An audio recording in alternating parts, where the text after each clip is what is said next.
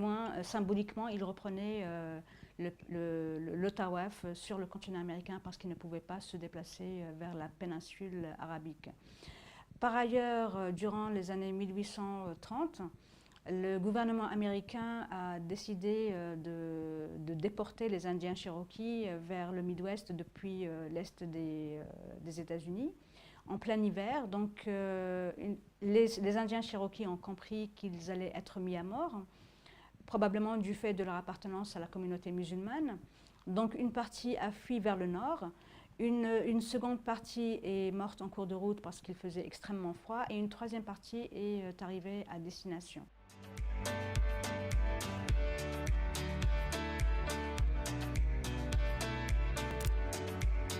Donc la question que pourrait se poser le lecteur aujourd'hui, c'est comment se fait-il que nous n'ayons pas eu accès à ces données extrêmement importantes pour le patrimoine historique de l'humanité? Ben, c'est tout à fait simple. Déjà, les arabo-musulmans avaient été chassés d'Espagne lors de la chute, dès la chute de Grenade. Et on ne voulait pas que les gens sachent que les arabo-musulmans étaient de l'autre côté de l'océan Atlantique. Ça, c'est le premier point. Le deuxième point, les chercheurs américains, entre autres, ont essayé de dévoiler cette information au grand public. Ils ont été menacés par les milieux académiques d'être licenciés et même les robinets financiers fermés si jamais ils dévoilaient la moindre information par rapport à cela.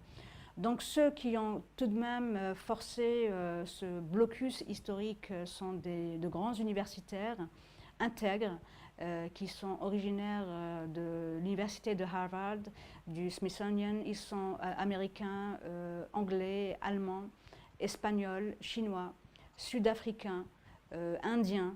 Ils sont vraiment de différentes origines. Mais en ce qui concerne les Américains, il y avait Cyrus Gordon, qui était un savant, linguiste et spécialiste d'archéologie. Il y avait également Barry Feld de Harvard, qui lui a été à la source de la découverte donc, du nom de Muhammad Nabiullah, écrit en lettres koufiques dans l'état du Nevada. Et un certain nombre d'autres, tels Alexander von Bütow, qui est allemand, et qui a justement consacré le premier chapitre de son livre à cette dictature qui régnait dans le milieu universitaire américain, entre autres. Par ailleurs, et pour conclure, le cinéma américain nous a habitués à voir des Indiens à demi nus avec des plumes sur la tête dans leurs films western. Et il s'est avéré, à travers mes recherches, que les Indiens d'Amérique étaient loin d'être à moitié nus, avec tous des plumes sur la tête. Ils portaient des djellabas, comme vous pouvez d'ailleurs le voir sur cette photo, ainsi que des turbans qui soulignaient leur appartenance ethnique arabo-musulmane.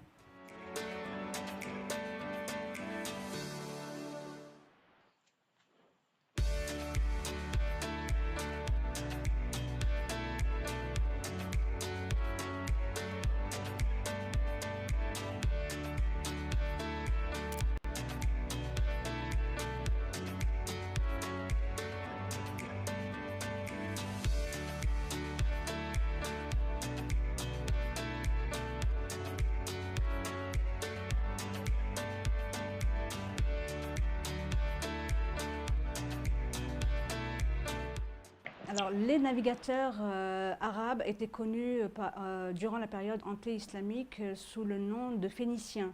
Ce nom de Phéniciens leur est venu des Grecs qui les avaient surnommés ainsi du fait de la peinture qu'ils utilisaient pour peindre leurs bateaux. De plus, les Arabes cananéens, donc également phéniciens, étaient les premiers en Grèce.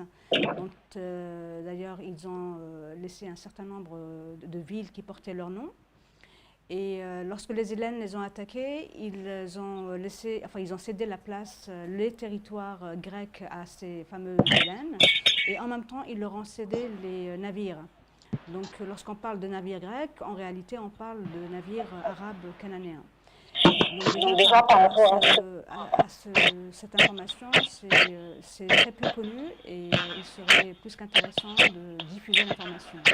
Par ailleurs, les Arabes cananéens étaient également les auteurs d'instruments de navigation dont la fameuse boussole. et non pas les Chinois, comme on aimerait nous le faire croire. D'ailleurs, les Chinois eux-mêmes disent que ce sont des étrangers qui leur avaient apporté cet instrument de navigation pour leur faciliter les choses. Et l'information est par ailleurs demeurée inconnue du fait de tout ce que ça pouvait apporter au niveau commercial pour les Arabes. Et en ce qui concerne la période islamique, dès le 1er siècle de l'Hégire, dès d'ailleurs la période omeyyade, les Arabes, et plus particulièrement le calife omeyyade Muawiyah radiallahu anhu, a fait en sorte de développer la flotte maritime musulmane de manière à reprendre les positions en fait, qu'occupaient les Arabes avant les Byzantins. Donc non seulement ils ont repris la terre, la mer Méditerranée aux Byzantins et qui appelait cette mer Mare Nostrum, mais de plus ils ont également été bien au-delà de ce qu'on pouvait imaginer, c'est-à-dire bien au-delà de la Méditerranée. Et en ce qui concerne également leurs connaissances, ce sont les Arabes qui ont inventé la fameuse voile latine, qui a permis aux Portugais de naviguer par la suite sans que leur bateau coule dans l'océan Indien, parce qu'il faut savoir que Vasco de Gama et les Portugais avec lui étaient incapables de naviguer dans l'océan Indien, et ils ont dû faire appel à Ibn Majid, qui était un amiral du sultanat d'Oman, qui leur a donc enseigné comment naviguer sur l'océan Indien et qui de plus leur a permis également d'utiliser ces fameuses voiles triangulaires appelées voiles latines, mais qui sont en réalité des voiles purement arabes.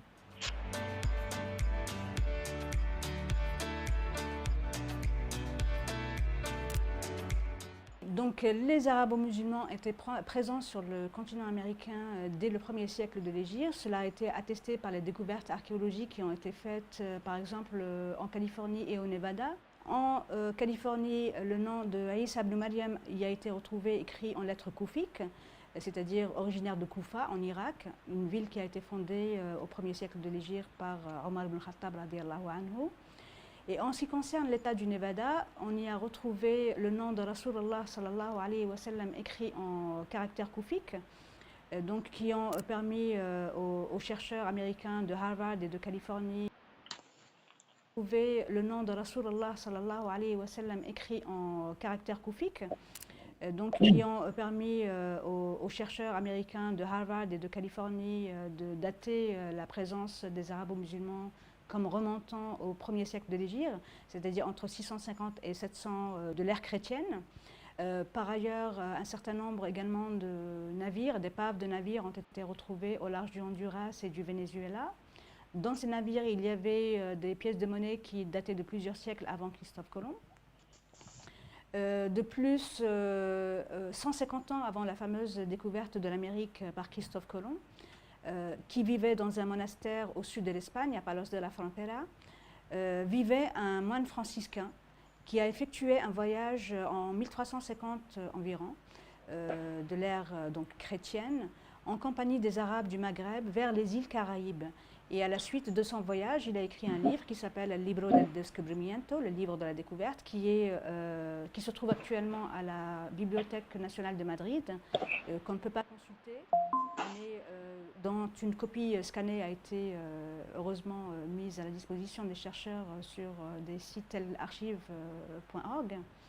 Et il y a également un certain nombre de données, dont celles qui avaient été retrouvées dans les textes chinois, qui datent de 1178 et 1225, qui permettent également aux chercheurs et à toute personne qui souhaite avoir un accès direct à l'histoire et non pas revu et corrigé ou falsifié selon le point de vue à partir duquel on se place, pour donner des informations erronées ou des informations qui sont totalement justes sur la présence justement des Arabes en Amérique et sur les voyages qui étaient effectués par les Arabes sur le continent américain.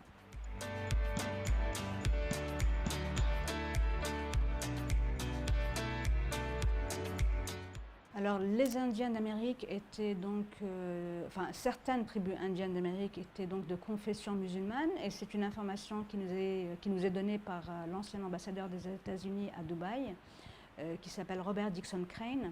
Il a écrit un article en 2004 dans lequel il souligne donc cette appartenance à la communauté